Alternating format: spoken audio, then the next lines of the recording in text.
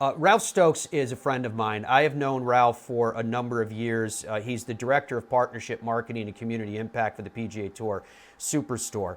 It's interesting when you know someone as a friend and you look into their eyes as a human being, and then you consider that at some place at some time, they were judged because of the color of their skin and not because of the content of their soul. Such was the case with Ralph. His story is a remarkable one. And it's not only because of the golf impact that it has. It started well before that, and it speaks to an inner belief. It speaks to a faith. It speaks to a tenacity. It speaks to an optimism, and I think that's just part of the recipe that he used for success. He's just released a book called One of the First Lessons I Learned While Overcoming the Challenges of Integration. Ralph is joining us right now to discuss that and more. Ralph, thank you for your time, my friend. How are you? Good morning, Matt. I am well, sir. Thank you for having me. I appreciate you having this opportunity to speak with you this morning. It's a great opportunity because not only does it touch the world of golf with your prominent role and what you have done to help build the PGA Tour Superstore into the powerhouse that it is, but let's reel back the years. As people can see that are watching us on the television side, what has been built behind me here by Andrew, and you can kind of see the life of it. Look at this great photo in the center of Ralph. So Ralph, obviously football from your early days was huge to you, critically important to you, and you took that to a point of breaking barriers and making history. Could you bring us back to the earlier days of your walk with the game of football? How did you get into it and where did it take you? Yeah, Matt, thank you again. Thank you for allowing me to talk about it. But yeah, I was fortunate to grow up in Montgomery, Alabama, and I was in an all-black high school, all-black environment, and the easy thing in our community was to play basketball, football, and baseball. And I grew up loving football, and it was just something that I gravitated to early in life. And so I had just aspired to be a really good football player at one of the iconic high schools in Montgomery, Alabama, all black school called Booker T. Washington High School. And as I set my sights to play there, and my brother was playing there, it became a reality for me to actually play on this football team and contribute in a positive way, even from my first game and scoring 2 touchdowns in my first game as a running back. And it was just wonderful. And I thought, playing football was so important to me.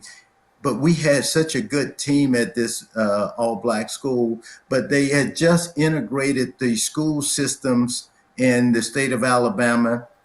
And for the first time, black schools were playing in an integrated system, not just in a black system against each other. So in one of the first years playing in an integrated system, our football team at Booker T. Washington got to play in the state playoffs, and we competed well that year, my junior year, but we did not win. In fact, we got beat pretty bad by a powerhouse school out of Birmingham that my junior year. But the exciting part for us was that most of the players contributing and leading that team were all sophomores and juniors, mostly juniors. And we had a chance to come back our senior year to win the state championship in an integrated system. Wow. And we were excited to do that, to come and compete for that state championship. And fast forward, at the end of that school year, they called everybody who wanted to play football their senior year, my next year. They called us into the gym and said, come and tell us if you want to play on the team next year. And we thought we were excited. We were going to go play, and we knew who was going to be on the team, and everything was great. And all of a sudden there were three white men in suits. And as I said in my book, white men in suits in an all black school is never a good thing. And the message that day was, we're going to close your school permanently, but the blessings are for you guys. You get to go to a different school, and starting next week, you get to try out for the football team at your new school that you're going to go to. And and they said, by the way, you're not all going to the same school. We're going to divide you up in four different schools. So all this talented team was divided up to four different schools. And that started my journey, where I was asked to go to all white school in Montgomery, Robert E. Lee High School, and be one of the first black players on that football team.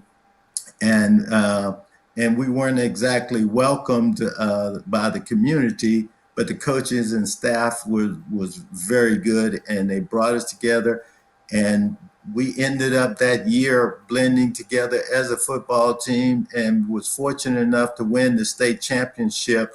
And I was fortunate enough to be voted the #1 player in the state. Whoa, Ralph. I mean, the stuff that I hear about you from back in the day, a few things pop into my head. First of all, the fact that it's said of you that you could evade a tackle in a phone booth.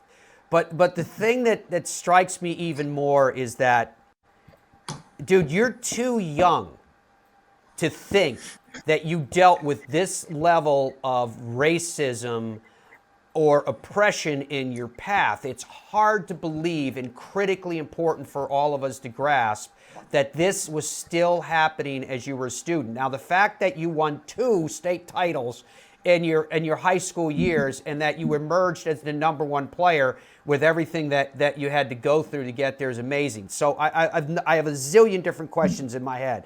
One of them is about sport in general. And because of the fact that you were on a team with other kids of whatever ethnic background, whatever race background, because you're on a team with other kids, can sport, especially this is important now as we're in the middle of Olympics, right? Can sport be a bridge, be a vehicle of better understanding, because it takes us out of social norms or structure regardless of era, and allows us to know each other as human beings?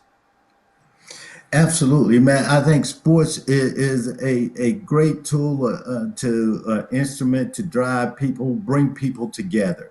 And for that football team, as I said, in their early days, and it was the same when I went to the University of Alabama. I was one of the first 5 black players. I was the first black running back that Bear Bryant had ever signed. And the game itself, whether it's football, baseball, basketball, to be a champion, to rise to the top, takes a lot of commitment, work, and effort. And one of the things that we found as a team was, whether you liked the other players on the team or not, when you learn to respect the other players because of their commitment and their work ethic, you just the pure work ethic that the team showed to come, the willingness to work hard to come together, allowed us to build respect for each other. And when we did that, you then break down barriers, because you start seeing people as people, not as race or color or gender. You just see people, and then you start to open up to judge them based on who they are, not some predetermined structure. So we built a great relationship and became friends. That I've had some of the players be friends for a lifetime, because you learn to respect each other, and the game allowed you to do that. One of the first lessons I learned while overcoming the challenges of integration, Ralph Stokes' new book about his incredible pathways, not only into the game of football, but also into the game of golf and game of business and more. Ralph, when you spoke about those virtues, about the hope and getting to know other people, as you put it, the work effort that went into everything that went into getting there, there was another element, another word that you haven't used yet, and that is courage. Were there times when on your path, whether it was playing against a now integrated field with your first high school, whether it was being integrated into a new school where you admitted that you weren't very welcome by the community, whether it was the prospect of playing for a legend at Alabama, was there a time when you had fear, and how did you overcome it with courage? Yeah, Matt, as you know, in life, you will always face challenges, and in challenges, you either will go forward or you go backwards. And when you get to those challenges, and for me, there were times when, whether it was through our career at Booker T. Washington and Robert E. Lee, there were times when we got to those points where you looked like you couldn't make it, or at University of Alabama, where you walk on the field as a really talented player, but all of a sudden you see that there are other great talented players, and can you compete? And you have to determine inside, who you are, and are you going to continue to fight when the obstacles start to come against you? And as Coach Bryant used to always say, he loved it when the challenges got to be really difficult, because it allowed you to determine what you had inside. As he says, I'm going to see what your mamas and daddies put inside of you. But it allowed you to reveal character that, I always say, it doesn't build character, it reveals character. I think the foundation that your parents give you, your community as you grow, is a place where you build your character. The challenges help reveal the character that you have. And yes, there were so many times in life you get to that point where you're facing the challenge. You have to make a decision, whether it was being one of the first blacks in corporate insurance in the Southeast, and having the challenges of trying to sell employee benefits to people unlike myself, who was not used to having business discussions with African American men. Uh, but when they resisted, you still had to be successful at your charge. So you found ways to connect, whether it was connecting through some sports parts that gave you something in common, or the business schools that you attended, or whatever points you could find to make sure that they could see that there was some elements of commonality between you and them, to get that to the point of them relaxing and looking at you as an individual, not as someone of a race or anything else, but I'm just an individual that here to contribute. And if what I bring to the table isn't sufficient, that's fine. But base it on what I contribute and what I bring to the table. The book is called One of the First. It's by Ralph Stokes. The subtitle is Lessons I Learned While Overcoming the Challenges of Integration. Ralph is the Director of Partnership, Marketing, and Community Impact for the PGA Tour Superstore. As I mentioned to you, he's been a friend for many years, and his story is an amazing one. So let's go back to your senior year of high school. You come out as the #1 football player. You obviously have mad skills. But the prospect of playing at Alabama, the prospect of playing for Bear Bryant, when did you first hear whispers of that possibility, and how did that develop in what otherwise must have been, as one of the first African Americans on that team ever, it had to have caused ripples through society at that time? Yes, man, it absolutely did. And the thing that I would tell you was, during my senior year, I was getting offers from colleges in Southern California, Notre Dame, Oklahoma. I got over 100 scholarship offers, and Auburn and Alabama was very center because of my location in Montgomery. And their alumni base was very much in support of trying to get the players to get myself and a couple of Sylvester Crooms and a couple of us to go to Alabama as some of the first black players. But as you would know, not everybody in the community was in favor of that. But the pressure was great. But as I started to try to narrow down this over 100 written scholarship offers, one of the challenges that really came to the forefront was my mother saying, Ralph, you can go to any college you choose. We trust you to make the decision. My mother and father said, we trust you to make the decision. But the one place we do not want you to go is to the University of Alabama and play for Bear Bryant, because we have seen Bear Bryant on national TV say that he would never recruit a black player. And so we ask that you not consider going to Alabama, because we think Bear Bryant is showing some racist traits that we just don't think is acceptable. So I was forced to tell Alabama that I would not be able to come to Alabama and play football. And I started to consider Tennessee and Auburn and Southern Cal as my top schools. But Alabama came back and said, Coach Bryant says, what can he do to change your mind?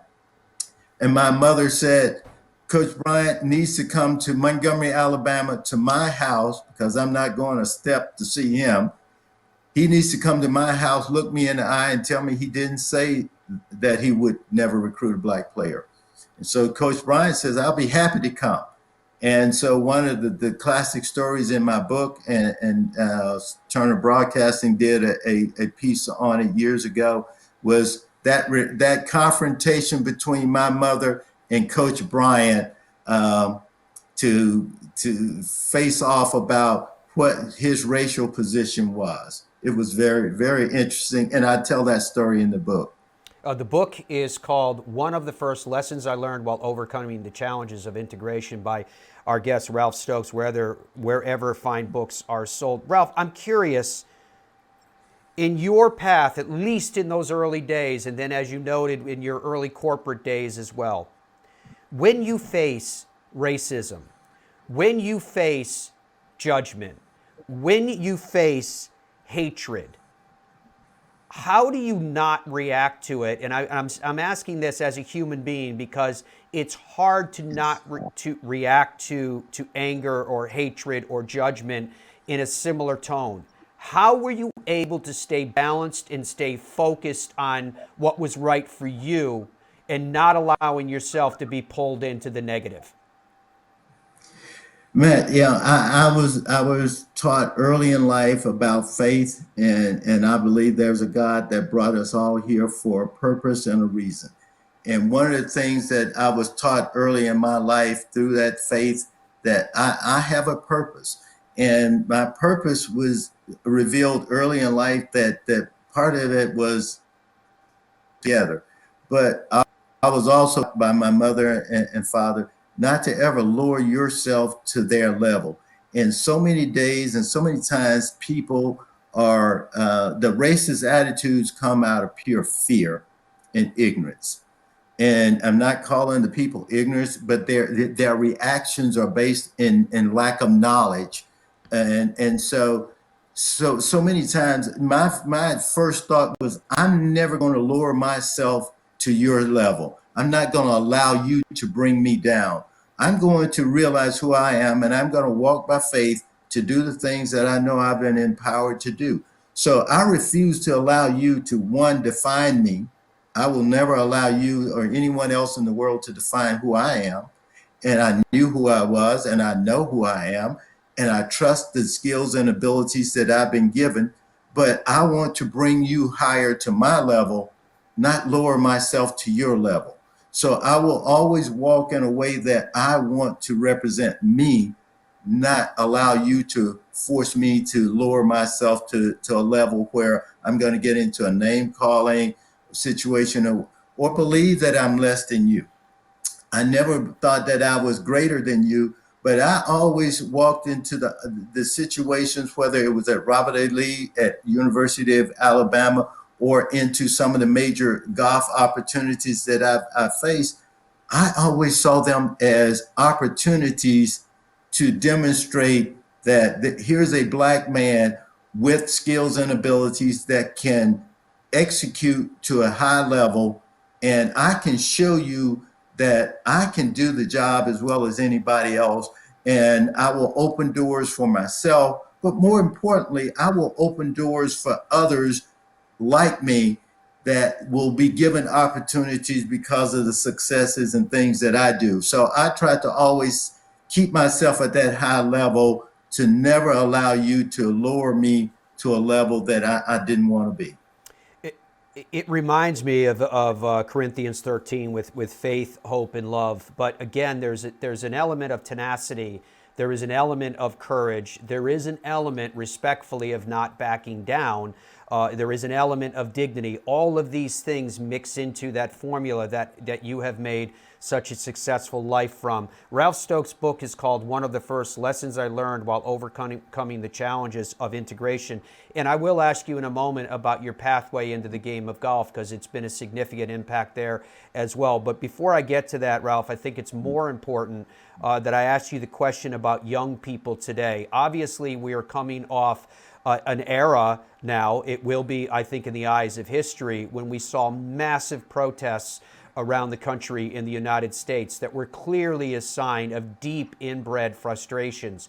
So for young people of any race that are seeking opportunity, that are seeking justice, that are seeking understanding, what is the message of Ralph Stokes that has been through bridges of hatred and racism and judgment and trying to be held back, not based upon the content of his character, but the color of his skin, to channel JFK? What are your messages to those people that here and now today are still searching for what they hope will be their salvation and opportunities?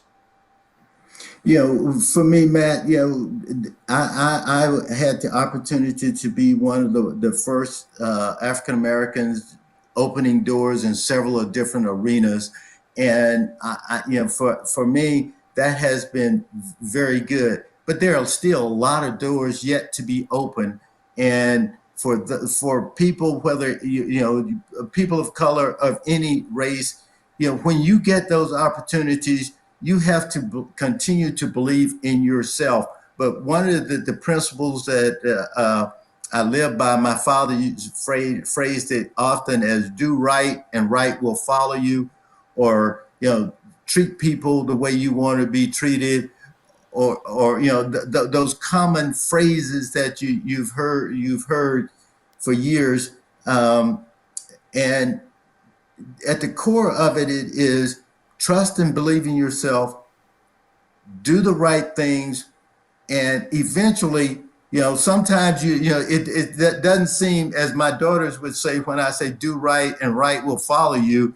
It's like maybe right doesn't follow as closely as you want it to follow, but eventually you'll get there by doing the right things. And so when I look at what happened to this country through the George Floyd and Breonna Taylor's life being sacrificed for it, I think the awakening has been very good for this country. And yes, it caused a lot of challenges, but I think it has caused people to take a fresh look at how we treat each other. And are we treating each other with respect? And are we treating each other based on who the individuals are in there? As I said many times, I can bring a lot of skills to the table, but the first thing that you have to overcome when I walk into a room is the fact that you just identified me as a black male. I can bring lots of talents, abilities, and knowledge, but I have to overcome the fact that when I walk in the room, the first thing you will notice about me, right, wrong, or indifferent, is that I'm a black male. And to me, that's a positive. I have people that say, well, Ralph, I don't see color. Well, yes, you do. And if you don't, it's a disrespect to me because I am a black male. But I don't need to be judged as such. I need to be judged based on what I can contribute and who I am and the way I offer my skills and talents to solve problems and issues that you're trying to overcome. So I tell our young people, trust your abilities, never allow yourself to be lowered to a level that you don't want to be. And and know where your lines are drawn. There are some times when you just have to walk away from an opportunity if they're asking you to do things that just don't fit with your principles. So, the PGA Tour Superstore, the Arthur Blank business that we operate under, and Dick Sullivan, our CEO, has preached values and core values. And and we as a company operate on a value system. And if someone is asking us to compromise our values, we're just not going to do that. So at some point in life, you have to identify the values that drive you and know that that's what you're working from, and never compromise those. An internal compass, so very important. One of the first lessons I learned while overcoming the challenges of integration by Ralph Stokes, words from his father continue to echo: do right and right will follow. Ralph, you mentioned the PGA Tour Superstore. You're the Director of Partnership Marketing and Community Impact for the PGA Tour Superstore. I'm curious about I'm curious about why golf became such a passion for yours in the position that you currently hold. Well, man, it wasn't intentional. It's kind of a way of finding myself through business. But when I got into the corporate business, they told me you had to play golf in order to be successful, because so many deals were done on the golf course. And from there, I tried to play golf, didn't do very well at it initially, and then eventually I learned to play. But I got bitten by that bug, and I learned to love the game and grow at it and learn to play it reasonably well. And but I love the game, but it helped me in my corporate insurance world. But at some point in my life, I realized that the insurance world was very good from a financial base and competitive base, but it wasn't as fulfilling to me as an individual. So I made a decision in my career to step away from insurance. And I didn't know exactly where that was going to take me, but I felt like I needed to do something that was more fulfilling. And when I did, one of the companies that I provided insurance for, employee benefits, healthcare, was the PGA Tour. And at the time, one of their finance people became a friend of mine, Ron Price, called me up one day and says, "Ralph, we got a company called the PGA Tour Superstore that's beginning its business in the Atlanta area. They have 2 stores. They're about to open a third. They say they're going to do big things. You need to go over there and help them, because they're all bright people, but they don't do well speaking to corporate America. And you've spoken to corporate America all your life." And so fast forward, it was a way to connect. I connected with the CFO, whom I knew at the PGA Tour Superstore. He asked me to join them in a role of marketing or community outreach. And and again, one of the key things was, I had business acumen and business skills. I hadn't worked in the golf industry, but I knew I had skills to build relationships. And so I came over to the Superstore, and with the idea of just helping people, doing community outreach and supporting charity golf tournaments. And the owner at the time was very interested in helping the community, because he saw that at Home Depot, where he had come from, that if you give to the community, they will support your business. And then a little later, the business was bought by Arthur Blank, that owns the Falcons and Atlanta United. And Arthur came in and said, "We're going to grow this business for the sole purpose of being the #1 retailer, being successful, but mainly to give away money back to the community." And that fit extremely well in what I wanted to do. And it fit well in my life core goals, that I wanted to give back to my community. And that's what Arthur believes in. So it's been a great run. Golf has just been a tool to allow me to do the things I want to do, and that is to give back to the community, help people, help the underprivileged. I spend a lot of my time supporting the First Tee organization across the country, and other charitable organizations. the Rick Sullivan's and Arthur Blank's drive to give back to our community. With the combined talents of yourself and Arthur Blanks with his resources and vision, and Dick Sullivan with his leadership of the PGA Tour Superstore, Ralph, if you go back to those earliest days of the PGA Tour Superstore, honestly, could you have imagined then the success that the PGA Tour Superstore is now? Absolutely not, Matt. First we couldn't get vendors that wanted to sell to us because they thought our concept made no sense. It said the stores are too big. You can't sell enough product to really turn product and make this successful. And then when we started, we didn't quite have the formula down. We had too many people working on the floor, too much product, and we didn't know quite how to get it together. And there were some very difficult days in 2008, 2009, where we had challenges paying our bills. But with great leadership, we figured this out with a lot of hard work and talented people that lead this organization now. We were able to figure out how to make this model of large stores with all this great experience really pay off. And what the drive was that we needed to understand it wasn't about the product in the store. It was about the experience that we were creating and the people that we wanted to have on the floor.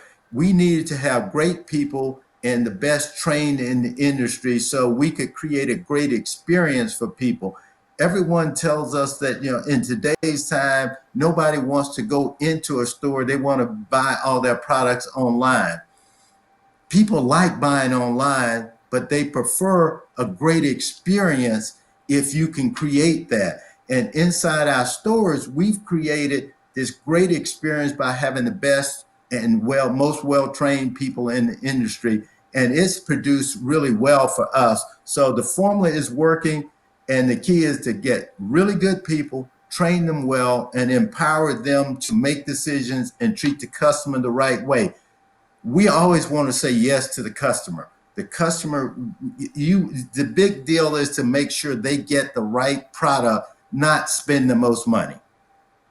It's interesting to me, Ralph, that there are themes that are recurrent in your life, and the themes of dignity and conviction and having a plan and sticking with it and working your way through obstacles that may be put in your path and eventually coming out on the other side.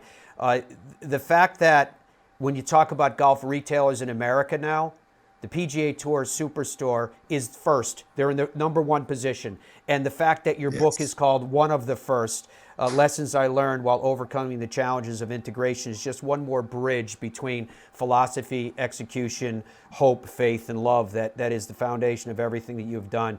We are extremely proud of you, Ralph Stokes. This story is important, not only because it chronicles history, which needs to be told and understood to understand where we are today, but also because of the inspiration that it will provide to everyone, regardless of their background. To everyone will be inspired by this story of what you can do with your life by making sure that you do right, so that right will follow. Thank you, my friend, for everything that you have done. Thank you for your time, and we wish you the very best with your book. Thank you, Matt, and thank you. And I thank to Jesus Christ who gave me the skills and ability to do it, but I thank you for the opportunity to discuss it. Thank you for your friendship, my friend.